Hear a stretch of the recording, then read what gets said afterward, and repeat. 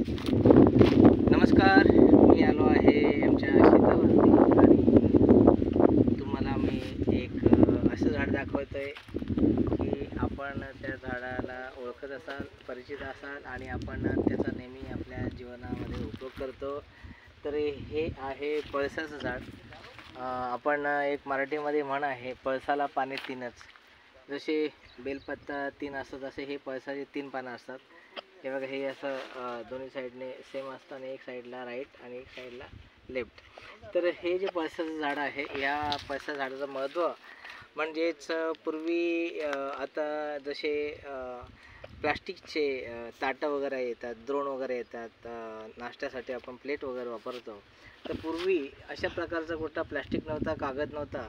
तर हे जे पळसाचं झाड आहे याच्यापासून ही जी पानं आहेत, या पानापासून मध्ये छोटे द्रोण असतील, मोठी पत्रावळी असेल जेवणासाठी, तर ती याच्यापासून बनवली जायची. आणि आम्ही स्वतः, आमचे आजी आजोबासुद्धा या पानापासून पत्रावळी बनवायचे आणि आम्ही सुद्धा त्यांना मदत करायचो. आणि ही अजूनसुद्धा मला ती पत्रावळी बनवता येत आहे.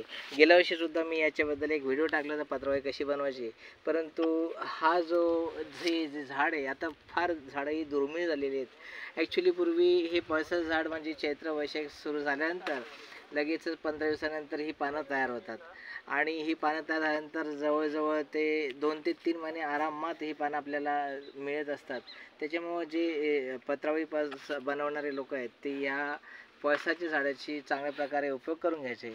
आम्हीसुद्धा ती पत्रावळी बनवण्यासाठी सकाळी लवकरच उठून मे महिन्याच्या सुट्टीमध्ये ह्या पळसाच्या झाडामध्ये जाऊन तिथून ही अशी प्रकारची पानं घेऊन यायचो आणि त्याच्यापासून आम्ही पत्रावळी बनवायचो आणि त्याच्यापासून द्रोण बनवले जायचे.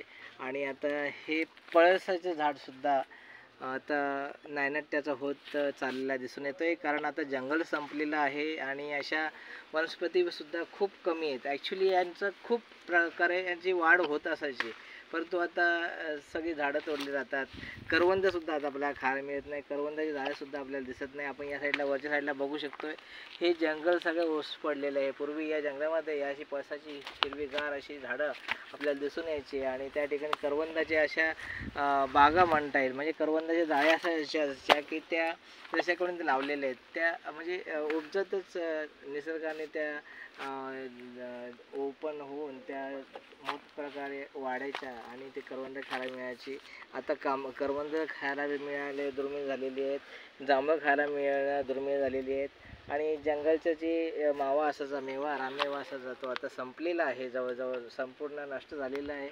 हे एकंदरीत थोडीशी खेदाची गोष्ट आहे, परंतु आपलं एक कर्तव्य आहे. आता उन्हाळ्याचे दिवस आहेत, आपण जर जांभळं आंबे जर खाल्ले तर त्याच्या ज्या बिया असतात त्या नक्कीच अशा ओसाड रानामध्ये किंवा ज्या ठिकाणी झाडं वगैरे नाहीत त्या ठिकाणी टाका. त्यानंतर पाणी घालायची गरज पडत नाही, ते असं स्वतःच होऊन वाढतात आणि अशा प्रकारे आपलं जे नष्ट होत चाललेलं आहे जंगल, ते आपणच वाढवू शकतो. आणि जी आता यावर्षी उष्णतेची झळ सगळ्यांना लागली आणि त्या उष्णतेमुळे खूप लोकांचे जीवसुद्धा गेले आणि अशा प्रकारचे जीवितहानी होऊ नये आणि आपल्याला ऑक्सिजनची भविष्यामध्ये कमतरता भासू नये, याच्यासाठी आपल्या प्रत्येक नागरिकाचं कर्तव्य आहे की प्रत्येकाने एक तरी झाड लावा आणि ते जगवा आणि त्याची जोपासना करा, जेणेकरून भविष्यामध्ये आपल्याला हे गरमाईचा त्रास होणार नाही आणि ऑक्सिजनची कमतरता पडणार नाही. धन्यवाद.